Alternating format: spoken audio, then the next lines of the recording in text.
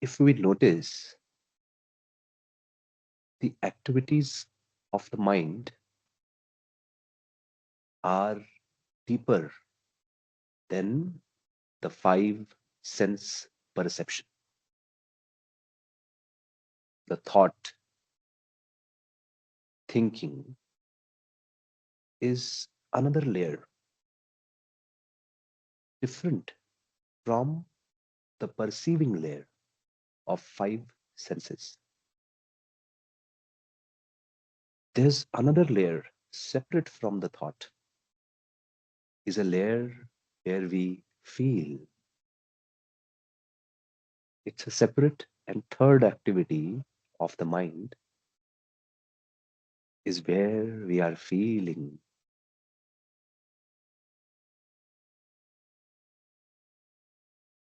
And we can observe all these three separately.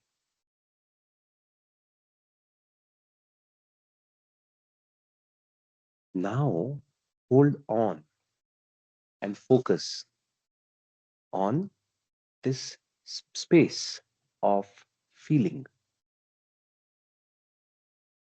Let's concentrate on the space inside us which feels.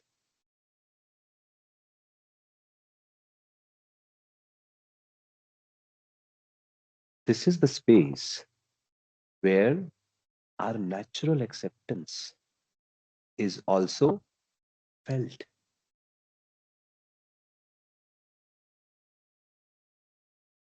Now, I will ask you some questions, a series of questions,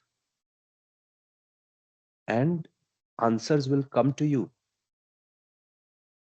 Try to observe that where are these answers coming from? Are they coming from the area of mind where there are five senses? Are your answers coming from your thought and thinking level? Or for these questions and their answers, you are not even thinking.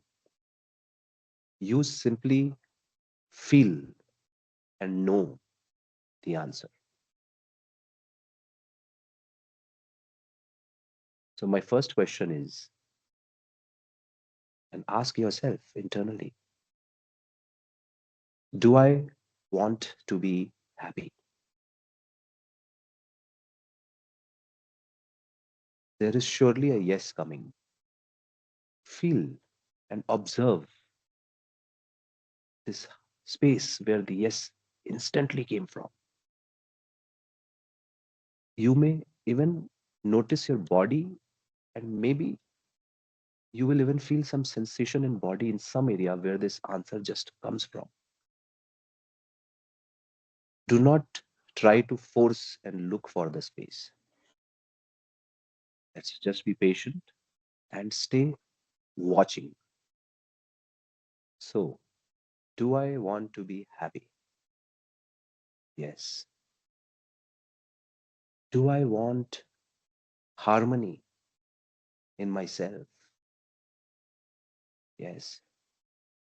Do I want harmony in my relationships? All my relationships? Yes. Do I want that the whole world be in harmony? Do I want that there be peace and prosperity in my life and my family? Do I want peace and prosperity on all earth?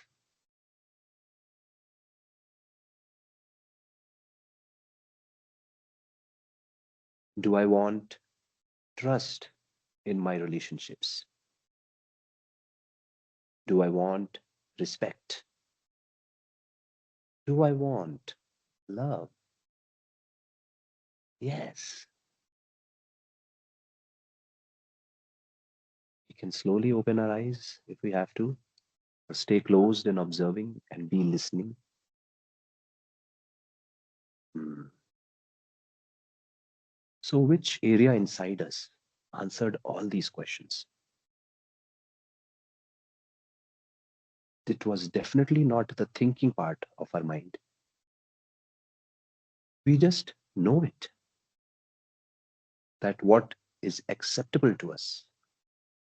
And similarly, we also know from this part what is not acceptable to us. For example, do I want complaints in my relationship?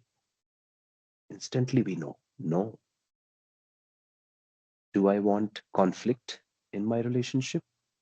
No.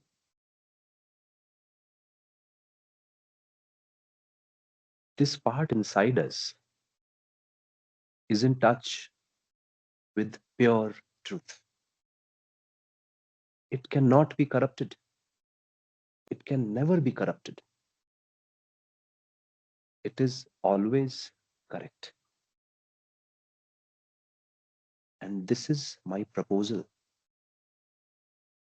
to observe this in coming days, what we can call our inner compass.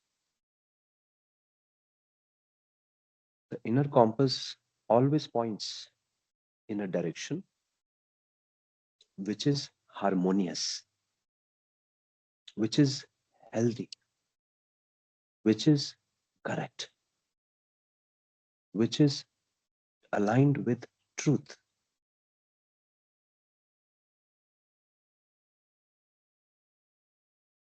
The inner compass is always illuminated with the light of wisdom. And this space that is inside us, some even call it conscience, अंतरात्मा, अंदर की आवाज. All of these names are names, different names of inner compass.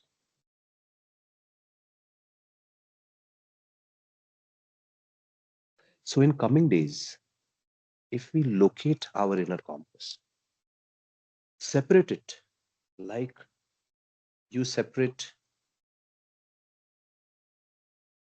when there is milk. If you churn the milk, the butter comes out and the water remains.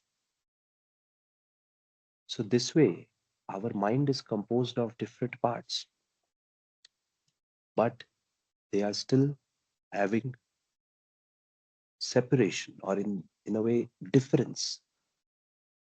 There is a unique part which we are calling the inner compass. And if we start observing this and start asking the big questions of life, and even the smallest things we do every day, just refer to the inner compass, and the answer that will come from the inner compass is always in alignment with harmony.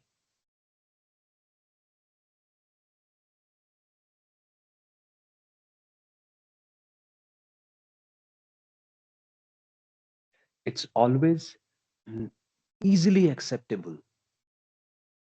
spontaneously acceptable. That is why in Hindi it is also called Sahaj Swikriti. Sahaj means spontaneous. It means effortless. Effortless. And Swikriti is acceptance. Now we ask our inner compass, do I want to live spontaneously, or do I want struggle in my life? Instantly it will say spontaneity, flow, not struggle. And why does struggle come in our life? Because one of the reasons is that we lose touch with our inner compass. Go back to your childhood. Try to go back to your first memories. You will just remember how spontaneous we all were. Sahaj.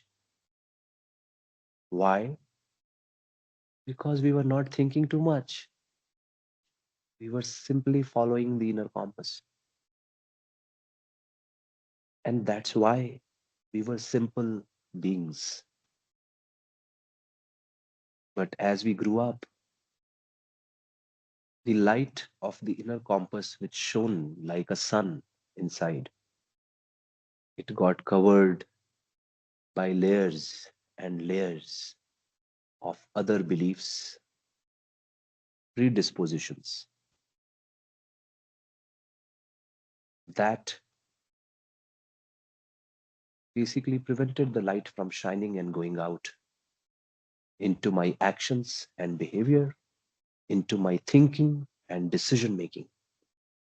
Everything became clouded because we started relying on our thinking and logic and our beliefs, rationality a bit too much, while leaving aside and forgetting our inner compass.